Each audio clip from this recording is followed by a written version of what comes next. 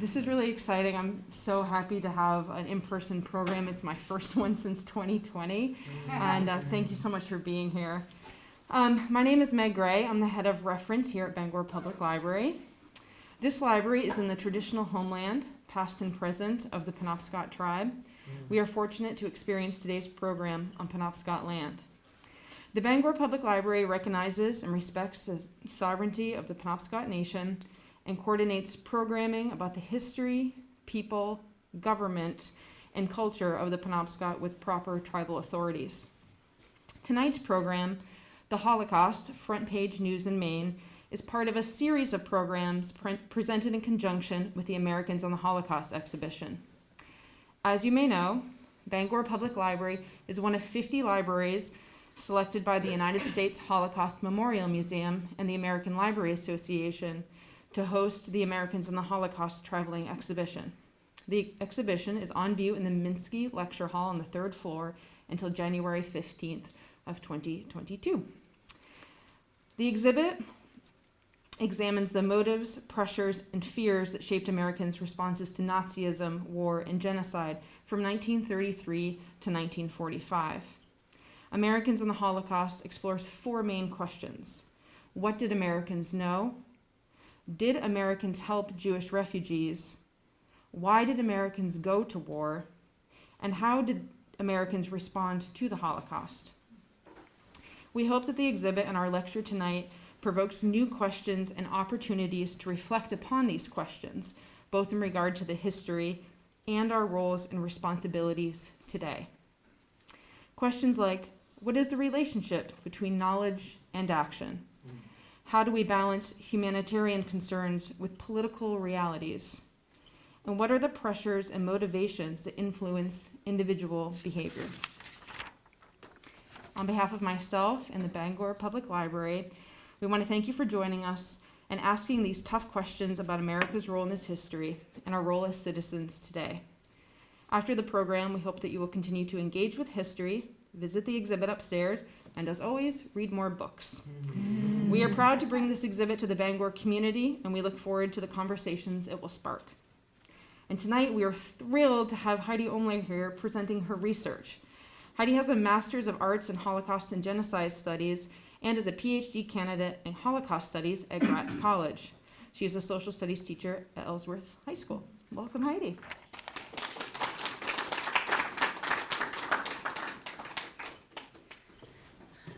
Thank you, Meg, and thank you to the library. I certainly appreciate the invitation. Thank you to all of you. I thought maybe it might be my husband and my children here tonight, so I'm thrilled. Delighted to be here. And all right, so we have an hour, and I want to give everyone plenty of time for questions, and hopefully I'll have a few answers. So let's go ahead and get started. So as Meg said, I am a PhD candidate. I actually defend my dissertation in 2 weeks, which I will be very glad. Thank you. I'll be glad to have that process behind me. So in 2017, which is actually where this entire process for me began, I received an email from the United States Holocaust Memorial Museum. I was fortunate in 2011 to be able to study there as a new teacher of the Holocaust, and so I receive emails from them on a regular basis. And they had just begun a campaign called History Unfolded. So if you've been upstairs to see the exhibit, or if you have not yet, there is a kiosk that you can interact with. And it shows on the kiosk, there's a map of the United States, and you can click on each of the states. And what you will see is articles that had been submitted by average everyday Americans. The museum had asked, and still does, ask people to just look. Go to your archives, wherever you could find papers from the 30s and 40s. And I'm going to show you the page here in just a second that they have organized. But the idea is that by looking, you then would screenshot it, and then you would submit it. So I read this email, and I thought, what a great way for me to finish my unit on World War II with my sophomores. I teach world history, among other things. It would give the kids a chance to actually see for themselves. So the website, and bear with me a minute while I get there, looks like this. And they have very graciously organized all these events, and the page goes on and on and on. Okay, so I'll divide the students up. Everybody gets an event. There were only two newspapers of Maine that were available in 2017, and those were the papers out of Lewiston. Now it's one paper, but at that time it was the Lewiston Evening Journal and the Lewiston Daily Sun. So everybody got an event, everybody logged in, off we went. So before we got started, I said to the kids, this is what I know about how America handled news of the Holocaust. It's not on the front page, okay? So where did I get this information from? When I was working in my master's program, I was introduced to two books. I had planned on bringing them with me, but I left them on the table. So the first one by Laurel Leff, Buried by the Times. Historian Laurel Leff looks at the New York Times and how did they handle the news. And then the second one by Dr. Deborah Lipstadt, Beyond Belief. And she also incorporated the Washington Post and the Chicago Tribune. These two historians together came to the exact same conclusion. The news was there, all right? But it wasn't on the front page. So what does that mean? According to these historians, it means that subconsciously when we read the newspaper, whatever's on the front page, that's the important stuff. Stuff that's not on the front page, maybe it's not that important. So when news that Jews were being persecuted widely in Germany was on page 18 of the New York Times next to the obituaries, which is where you would have found it, some people never even reached page 18. So why do we need to react to that? So I told my students that. Not going to be on the front page, guys, okay? The New York Times doesn't run it on the front page. Surely the Lewiston paper is not going to have it on the front page. So dig on in. So everyone's all set, off we go. We might have been 5 minutes into it.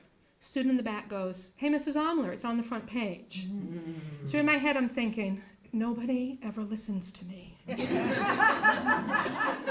Didn't I just say it's not on the front page? I feel like I just said that. So I'm like, okay, all right, okay. So in my head I'm rolling my eyes, but I make my way to the back of the room. Before I can get back there, another kid's like, hey, mine's on the front page too. And I thought, what is going on?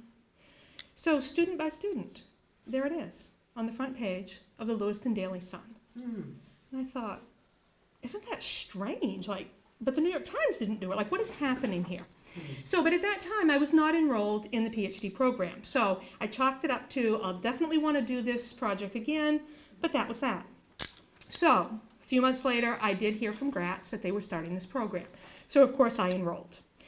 So the end of the first year, we had to go in the summertime to Philadelphia, which is where Gratz is, for a summer intensive writing course.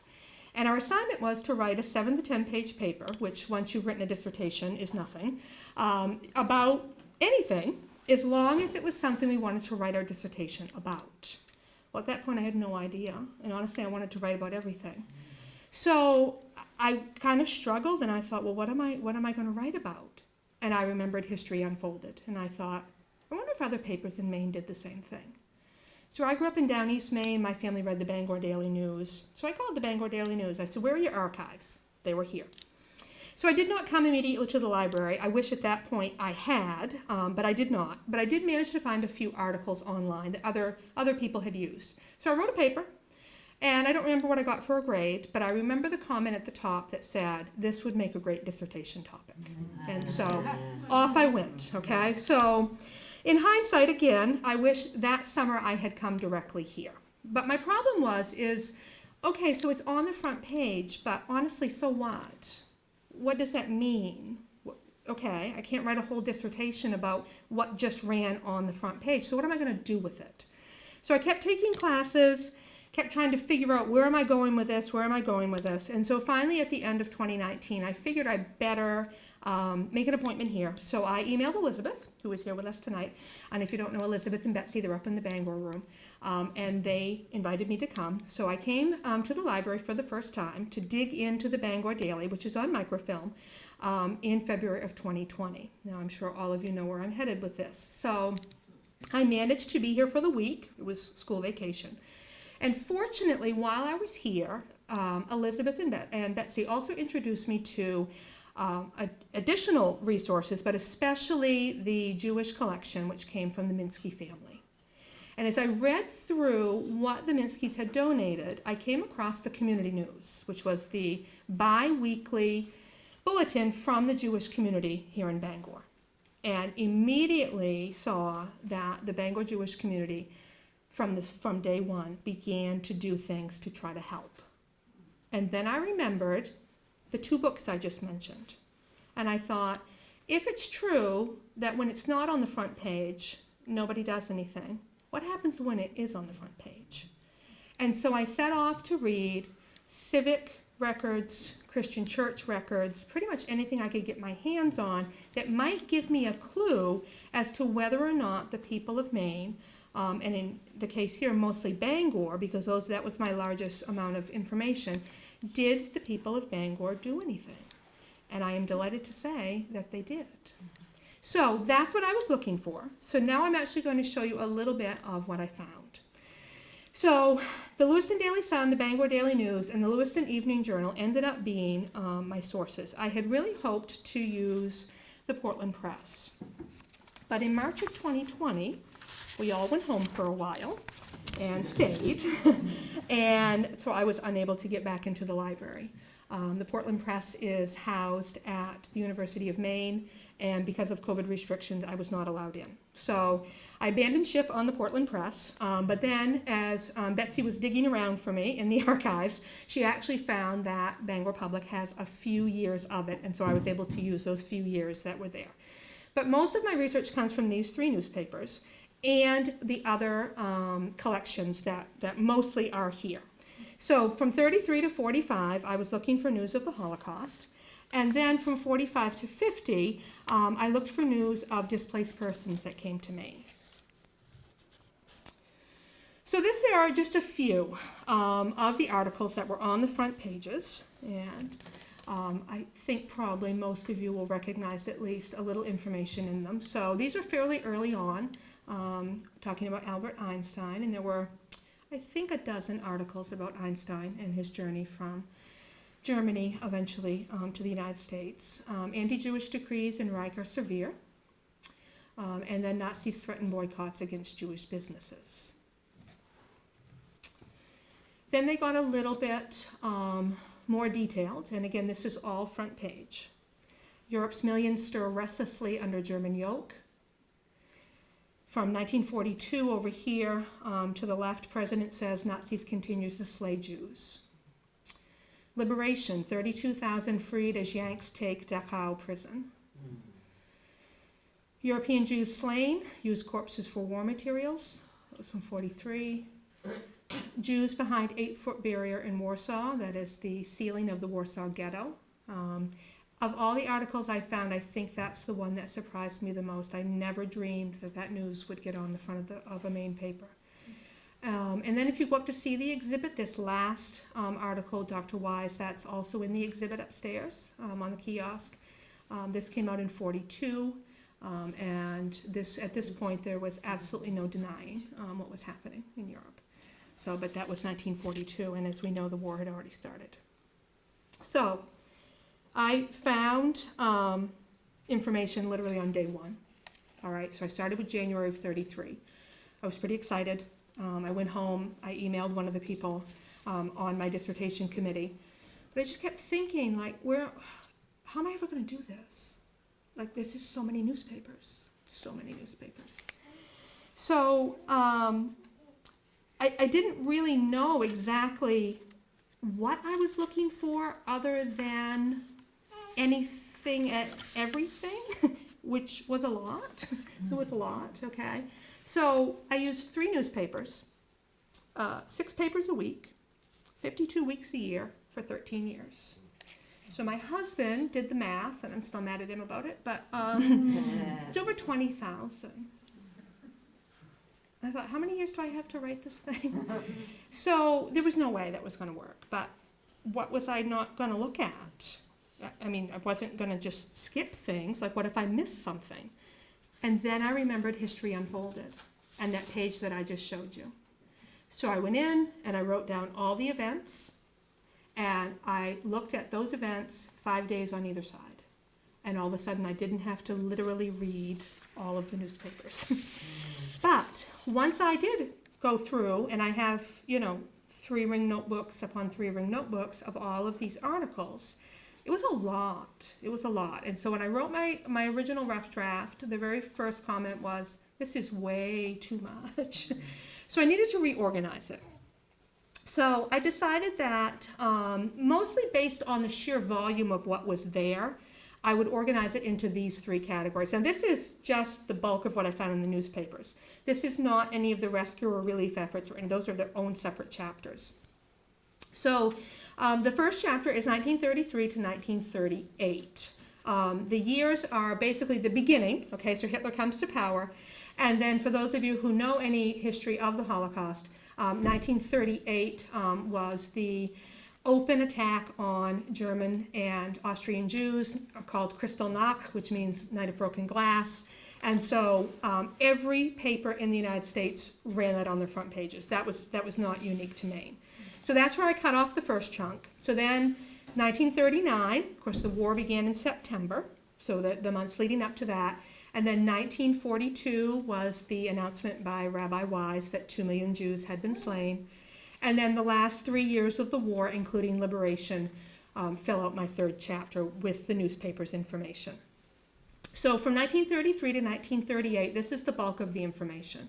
There were 639 articles in Maine's newspapers that were about the Jews of Europe. 455 of those made the front page.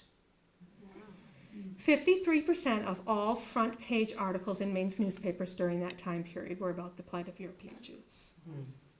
It was massive. It was massive. 39 to 42, it did reduce. One of the things that I noticed that as soon as the war started and then as soon as we got in the war, what was on the front page was very, very different. Never disappeared. News of the Jews never disappeared from the front page, but it was not as often. So 200 articles during this time period, and of course it is fewer years as well. 94 of those were on the front page, so it still was about half. And then in the last 3 years, there were 238 in the papers total, and then 73 of those found their way onto the front pages. So again, it never disappeared, but it did reduce, as the war went on. So to make an overall breakdown here of which paper and the articles. So the Bangor Daily had 692 total articles for the entire span, 33 to 45. 273 of those were on the front page. Many of those were headlines. Lewiston Daily, which was the one with the most front page, 428 total with 371 on the front. Lewiston Evening Journal, this is not a fair number. The Lewiston Evening Journal and the Lewiston Daily Sun are on Google News, and there are large chunks of the Lewiston Evening Journal missing. But from what I could access, this is what I found. So 30 front page articles with 36 total.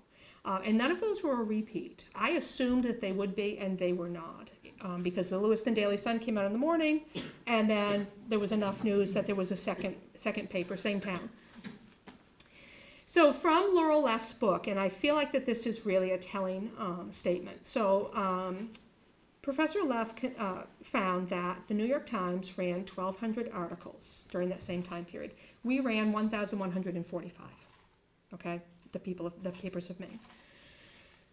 New York Times ran more, but 44 of those were on the front page only for that entire time span. And only 26 actually named the Jews as the victims, okay? So, the newspapers of Maine did not run more, but we did run them on the front page, okay? So, at this point in my research, I'm thinking there has to be a reaction to this. There has to be. How can you read it that often and not have, something happen? So these are some of the earlier articles that I found, and the reaction was varied. A lot of times it was money, a lot of times it was items, a lot of times it was meetings, prayer meetings, informational meetings. I was never able to identify any actual rescue efforts. I had read little bits and pieces, but was never able to absolutely nail anything down, although I do think that there were a few families in Maine that did bring Jews out of Europe during the war years. That is something I plan to continue to look into. But immediately, both the Portland and the Bangor Jewish communities, as you can see with these first two articles, reacted. The Protestant and the Catholic churches also joined in. And then as far as outside of the Jewish community, one of the larger reactions was the community chest. And some of you may remember, or at least have read about the community chest. My understanding is it was a fundraiser. Usually a dozen charitable organizations were chosen that would be receiving the funds. Of the 12, all through the years that this was done in the war, at least 3 were Jewish organizations. And that money went directly to relief of those that were in Europe, at least those that they could get the money to. And in many cases, that happened, every year. So, and it was a lot of money. It was a lot of money that was raised. And it was every business, every individual, everybody in Bangor and Brewer both were asked, and many did participate willingly. So in looking at various sources, both Jewish and non-Jewish, I was pleased to discover that there were several efforts by a variety of groups. So I ended up organizing my findings because this also was massive as far as what was in the newspaper. So I put it into 3 categories. So the first one was from any type of what I'm calling a regular publication, like a newspaper or a newsletter that was distributed anywhere in Maine. Most of this focused on meetings that were held.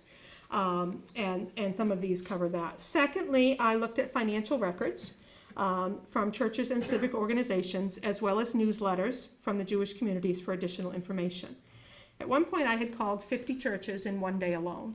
I would have to say that the churches of Maine are not record keepers. Okay, many people thought they had something like under the bed somewhere, or there used to be something in that closet, things like that. Fortunately, All Souls Congregational Church donated records here to the library, and I was able to use those. And they, every year, put in their budget money for war refugees. There were several organizations that they had that focused solely on helping those who had been affected by the war.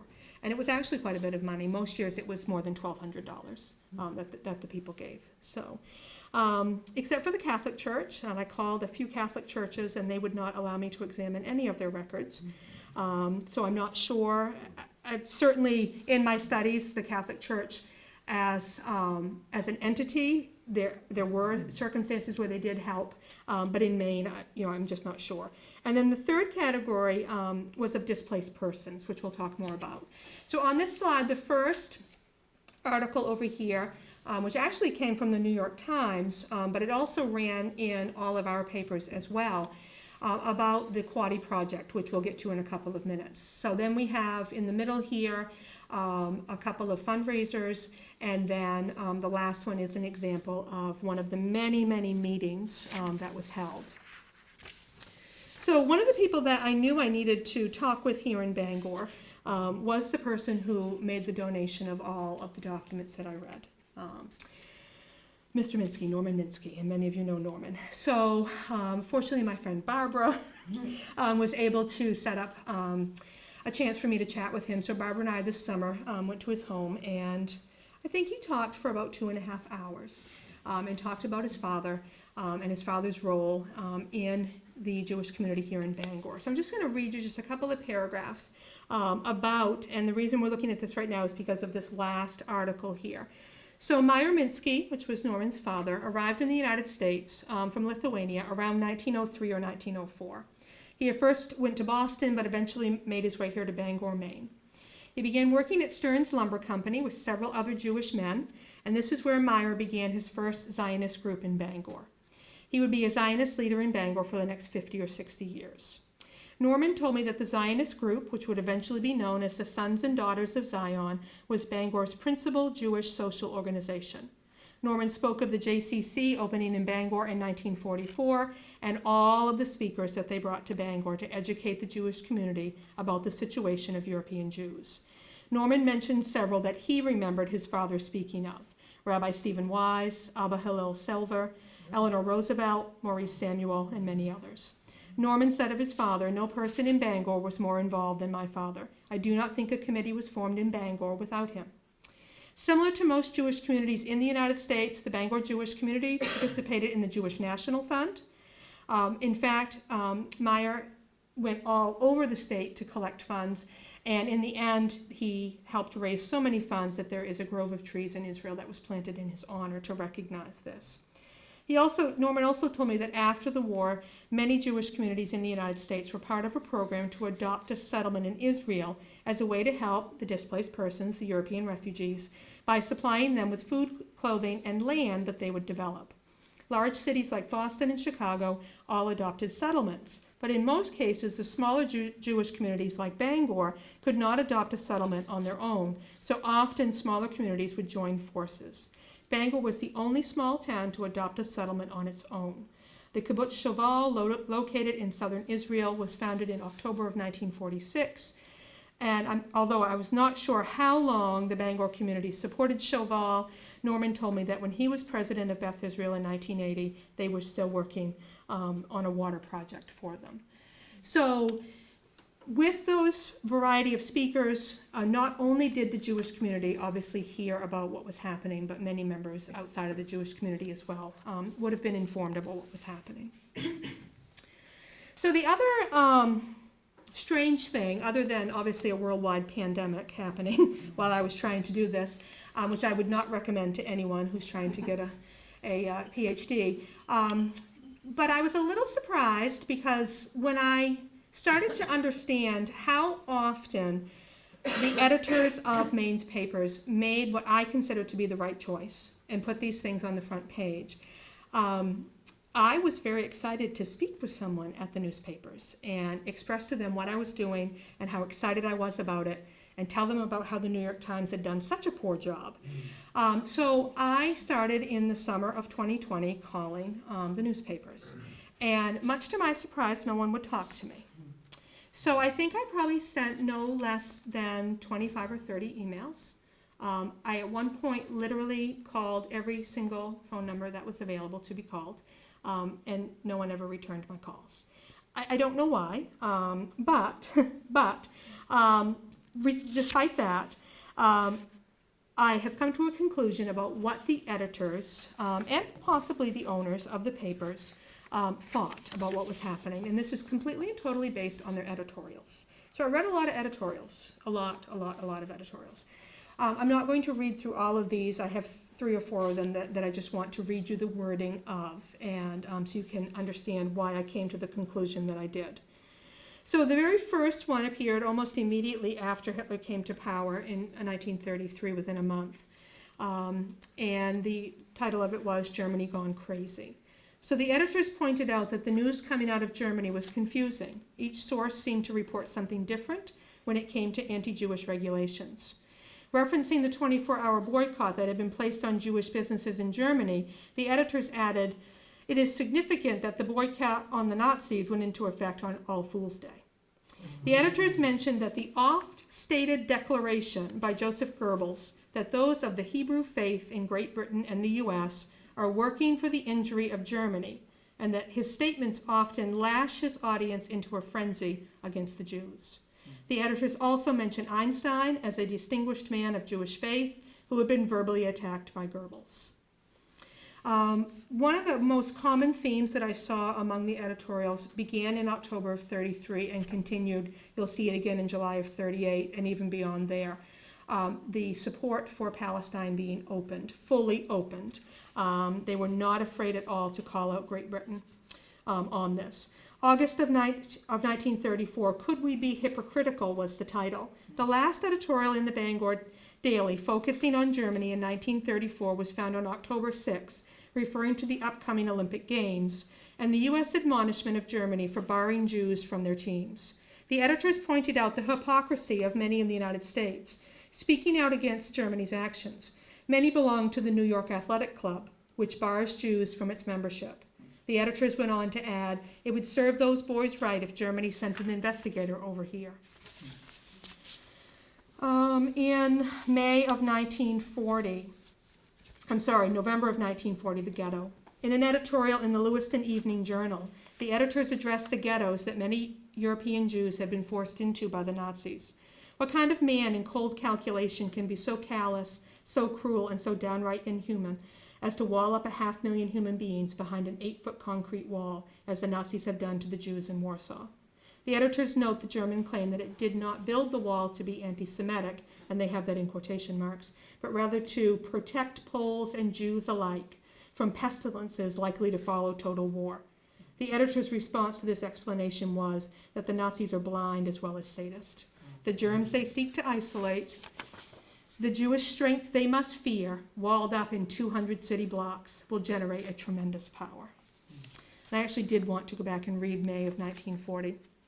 When I first saw this in the summertime, honestly, I didn't really read it all the way through. I read the first few sentences and I knew it was something I wanted. It wasn't until that I began to write that I realized what I was reading. So keep in mind that in May of 1940, the war is not a year old, all right? The concentration camps were open. Auschwitz is not yet. But a good portion of the world would have said, we had no idea this was going on. No clue, okay? This is what the editors of the Bangor Daily said. A policy of actual extermination is being carried out against the inhabitants of Nazi-occupied Poland, citing the source as the Canadian Department of Education. The editorial pointed out that American news services had not yet reported on this. The editors shared several unsettling details from the Canadian report that included deportations, prisons, concentration camps, forced labor, and death. Chiding their readers, the editors ended with this statement, and yet more than one good Bangor citizen has said, what is the difference between the Germans and the Allies? They are both playing power politics. This is an example, an extremely early example, of the recognition of Nazi atrocities against the Jews. The editors took the opportunity to share the facts of what was happening and point out to their readers how wrong they were in the assessment of what was really truly going on in Europe. That is fairly substantial, to be honest with you. It really was quite eye-opening. And then the last one that I want to share with you is from May of 1945, and this actually was written by a soldier from Dover-Foxcroft who was part of liberating one of the concentration camps. I never realized how bad the Germans were until the other day. I'd heard a lot about the concentration camps and all that, but up until now, I let it pass as propaganda. His name was Sergeant Frank Tumosa from Dover-Foxcroft, Maine. He continued in his letter to his parents to describe what they had witnessed. I know this isn't a very cheerful letter, but it's hard to be cheerful after seeing things like that. So my conclusion is based completely and totally on the editorials. And I believe that the editors of all three papers, the Bangor Daily, the Lewiston Daily, and the Lewiston Evening Journal, were outraged that the Jews of Europe were so cruelly persecuted and murdered by the Nazi regime. They believed in many cases that the U.S. should have opened its doors to Jewish refugees, and they were firm supporters of Great Britain allowing unrestricted numbers of Jews into Palestine, their rightful homeland. The editorials from 1940 on informed readers of a policy of actual extermination, as I just read to you, the sealing of the Warsaw Ghetto, as well as encouraging their readers to help one another without hesitation, a reference to the Jews needing everyone's help. There were numerous editorials that criticized Great Britain for not allowing Jews to freely enter Palestine, as well as editorials that called the reader's attention to anti-Semitic acts in our own country. Without having the opportunity to speak to any representatives from the newspapers, this is only my assumption, but I believe that the words of the editors support this conclusion. So the last category that I looked at was displaced persons. So I knew from studying the Holocaust that certainly after the war, and for those of you who maybe are unclear about what a displaced person was, Europe was destroyed. It was gone, okay? There was nothing to go back to. So people who did survive the camps, in many cases, they may have been the only survivor of their family. Their home may have been gone. Their entire town may have been gone. So where were they going to go? And so in many cases, the former concentration camps were revamped, and many of them stayed there. But many, many groups in the United States, including in the state of Maine, really wanted them to come here. So we were the first that I have found to pass legislation, LD 1173. This was done in 1947. An act to set aside certain lands for settlement by displaced persons of Baltic origin. We were not allowed to bring displaced persons in the numbers that we wanted to because the United States had not yet passed the Displaced Persons Commission, which would not happen until late 48. But we did try. One of the big efforts was, as I mentioned early on, the Quoddy Village project. So Quoddy Village was, and I actually have a vague memory of this because the actual buildings were there for much, much longer after the war, but it was in Eastport.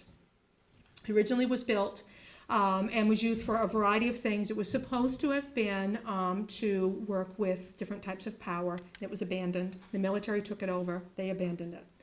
So a man from New York got the idea that he could set it up as a vocational school. And he would bring 25,000 displaced persons a year, had the permission of and the blessing of the people of Eastport, the town manager, many members of Congress. Brewster, who would eventually be our governor, also was on board with this. Unfortunately, because the property was government property, they were not interested in letting it go for a very low price. And it did go up for auction 3 separate times. And Mr. Cohen, who was the gentleman who tried to organize this all 3 times, was outbid. The property itself actually was never used for anything. It never actually was used. But the plan was there. The plan was there. One of the very earliest meetings was actually held right here at the Bangor Public Library. And the Bangor Citizens Committee on Displaced Persons met here, and they wanted large numbers of people to come to work in the lumber industry. And this is where I discovered that my very dear friend Barbara Schwartz, her father was actually a part of this. And we had no idea. We actually were talking on the phone one day, and I was talking about I wanted to know this. And as I was saying it, she said, wait a minute, that's my father. Like, what?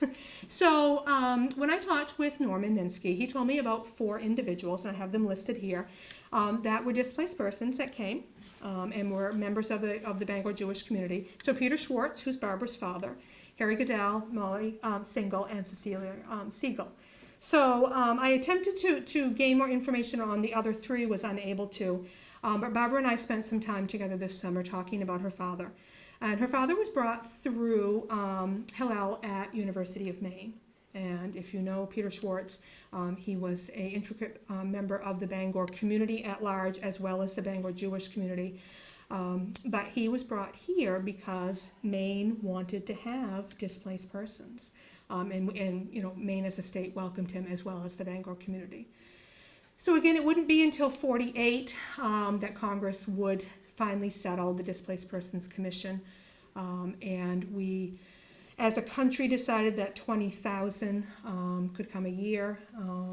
In the end, by 1952, that number had increased, fortunately. 337,244 displaced persons came to the United States, and that is directly from the Commission's work. Of those, 675 were brought here to Maine. Another thing that I am continuing to look into is how many of those people stayed and made Maine, you know, their home. Many came and then moved on from there. So in conclusion, and I had been looking for a while to have a little bit more information about the New York Times, and in March of 2021, I attended an online lecture with Laura Leff, who wrote the book I mentioned earlier on Buried by the Times. And she discussed her book and shared some of her research. At the end of her presentation, she said something, and it was so startling to me that I needed, honestly, and this is exactly the paragraph that ends my dissertation. So she said that the Times in June of 2020 had made a decision where they were going to, and they did, devote the front page of the New York Times to the names of those who had died of COVID-19. At that point, at this decision point, there had been 100,000 deaths from COVID-19, and the editors found that they could only fit 1,000 names on the front page. Leff says that when she saw that effort in the Times, it made her think of how important it is to understand what these numbers mean. So she further stated that had the Times in the 1940s tried in some way to get their audience and fellow journalists to understand what the numbers of Jews who had died meant, it would have resulted in every issue of the Times during the war needing 3 full pages to display all of the names. Leff ended her talk by saying, if the Times had done that during the Holocaust, I don't know if it would have made a difference, but I do know that they should have tried. So thank you so much for your time. Thank you.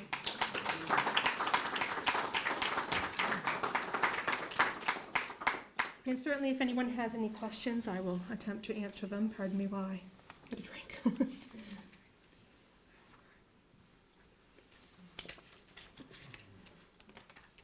Yes, please.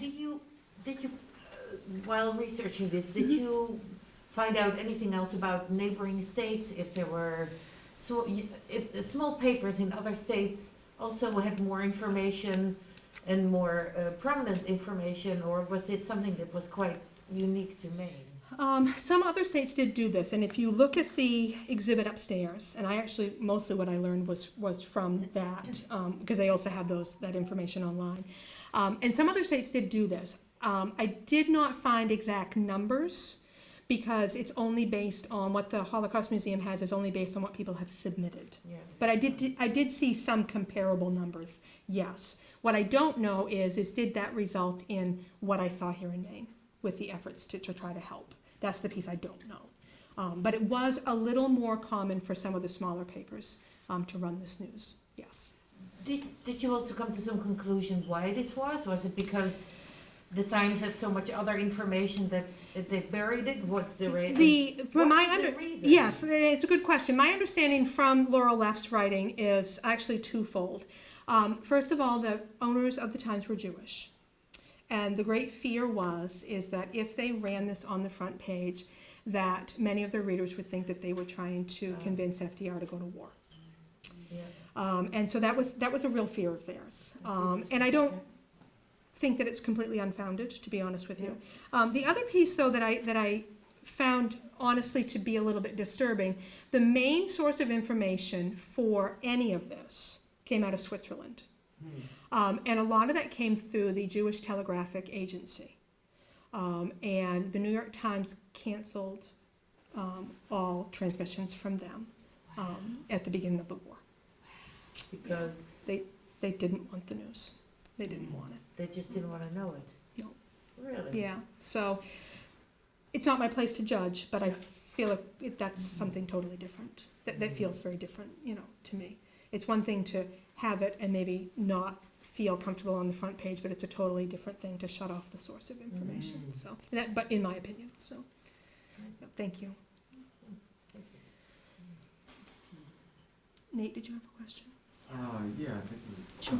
Heidi, I really appreciate all your remarks.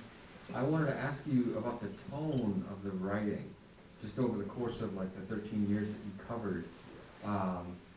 Did it ever really acquire like the urgency that you think the topic deserved? Or? The editorials, yes, absolutely. The majority of these articles were almost identical in all 3 papers. They came from the same source. I don't know how much of a spin really was placed on them by the local editors, but the choice was made to put it on the front page. And I feel like that was the statement they were making. Because they could have followed suit with the Times. A lot of papers did. The Times isn't running it on the front. We're not going to put it on the front. But the papers here purposely chose, otherwise. So, but the editorials, and some of them were, if I can say, pretty sassy. I mean, they really were. They didn't mix words. The editors were really very clear on their thoughts. They called Hitler all kinds of names. They, were constantly berating Great Britain. How dare you, block passage into Palestine. They didn't mind calling out members of the Bangor community. I mean, honestly, they really were very vocal about it. So, happy.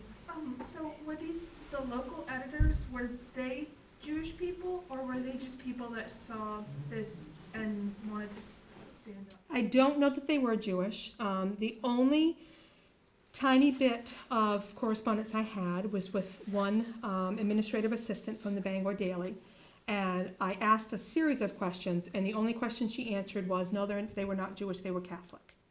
That was the only question she answered. And then she just said, no one will talk to you. So I would say that they were people who realized what they were reading and realized the importance of where it needed to be. So. Did you look at any letters to the editor in these papers that might have reacted to the articles or to the editorials? There were some in the Lewiston papers. There were not any really that I could find in the Bangor paper. I was expecting letters to the editor. I don't know what year that started with the Bangor Daily. The Lewiston had not as user-friendly of a setup. Their editorials kind of tended to run together. They were never titled, and so it was not uncommon to have to read 12 columns to try to pick out, the parts. And they're not on microfilm, they're online, but whoever put them on there, it's pretty poor quality. So there were more letters to the editor in the Lewiston Evening Journal, and I did come across a couple. The only one that I did see even referenced in the Bangor Daily, and I didn't include it in this, but there was some question, and I don't remember the exact wording, but there was some question about something that the editors had said about the flag of Israel. And someone had written in and said, there is no flag of Israel. What are you talking about? And the editors jumped all over them. Who do you think you are? This is what the flag of Israel looks like. You need to know your history. So they were pretty quick to correct that. Yeah. Yes, sir. In your travels through these other newspapers besides the ones in Maine, given the New York Times stance, which I think they continue today, there are other major newspapers at the Times in the United States. Correct. Did any of them put this news on the front page, or were they all? They mostly followed the model of the Times. Really? The Washington Post and the Chicago Tribune are in the second book that I mentioned, Yes. and they, for the most part, followed the same model. They had a few more front page articles, but not many. Not many. And I think, honestly, and I don't certainly want to read or put words in Professor Leff's mouth, but from watching her on this date and then from reading her book numerous times now, she really feels like that the Times, first of all, had the responsibility to put it on the front page, but she also feels like because they were or are the Times, that they had a greater responsibility. Other papers are copying you. And so if you don't put it on the front page, other papers are not going to either. And she's pretty clear about that. I think I could very easily say she was quite disgusted, that they made that choice, so. Yes? To add something, I think it was in 1938 that Roosevelt convened a conference in France that's known as the Ambiance Conference, in which they invited all the nations to discuss all the visas that were coming out of Germany. What are we going to do with all these visas? At that moment, the whole world had an opportunity Absolutely. to go to work and did nothing. That's correct. And because of that, you can legitimately say the whole world is responsible for the whole. And that was covered in all of the Maine papers as well, numerous times. They had numerous articles about Evian. Absolutely. Absolutely. Thank you. I'm from North Carolina, in the southeast part of the state. Two gentlemen, one from Holland, his name was Van Eden, and another one was Mr. Morton, who became the owner of Grandfather Mountain, joined forces to establish a 1,000-acre plot of land to receive Jews from Germany. Our State Department decreased the number of people permitted to come in by thousands, but there were things in place, and I've often thought that if the St. Louis could have docked in Wilmington, North Carolina, there was a place for the passengers. It's so tragic. I agree. Thank you, sir. Yes, Ellie. Throughout your research, have you found a lot of negative feedback or anti-Semitic articles that ran in Maine? Have you found any of that? There were a few. A group called the Silver Shirts, the Nazi Silver Shirts, wrote a letter, that ended up on the front page of the Bangor Daily. And it was a little chilling, just the idea that they felt like they had a lot of support in the state. And they actually sent it to one of the editors of the Bangor Daily, and they ran it on the front page, really with the idea of showing that they didn't have any support. And then there were several editorials as well about that. But I didn't come across a lot. The editors mentioned little bits and pieces that there were people. A lot of that came out during the years leading up to the Olympics. And certainly there was the comparison of the way that the African American population was treated. Maybe we didn't take the Jewish athletes off of our teams, but how were we treating them? How were we treating, the black athletes? And so it was kind of underlying, but I don't know that I found anything that really jumped out at me. Yeah. You're welcome. Yes, sir. Technical question. Sure. You had no ability to search all this massive content online. I did the last month. I don't know if you're familiar with newspapers.com, but they didn't have any Maine newspapers. And I think it was March, wasn't it, Elizabeth? I think it was. And I had come, as Elizabeth knows, I came every day in the summer, and once I could get back in, and then when schools, because I teach school too, so when school started, I came 3 days a week, 2 days after school and every Saturday, and just sat there and read microfilm and read microfilm and read microfilm. And so in March of this year, I actually was on Facebook, and someone that I knew as a child had an article from the Bangor Daily posted, and I thought, I wonder how they got that. Like, were they at the library when I was? And somebody posted, where did you get this? And she said, oh, newspapers.com just put the Bangor Daily up. And I'm like, you're kidding? Because you can search by keyword. So I always had that nagging feeling that I missed something, because I was just, you know what I mean? And so fortunately I was able to go back, and I used just 5 different words. I used Nazi, I used Jew, I used Jewish, I used concentration camp, and then whatever the event was. And I found a few things, but I actually was pretty pleased that I really didn't miss that much. And in the amount of time that it would take me here, I could do all day here. I would get through about 6 reels, which only has 15 days on a reel. So I could do that in about an hour. So it was nice. It was a nice way to end it. But the Lewiston paper I could not. I did actually read all of the Lewiston papers because I didn't. There's no effort to try and digitize all this information and make it searchable? Actually there is, and actually Betsy and Elizabeth and I have talked about that, but it's the idea of someone has to do it. Right. Yeah. Yeah. I'm not volunteering for that. I've done my time. It's someone else's turn.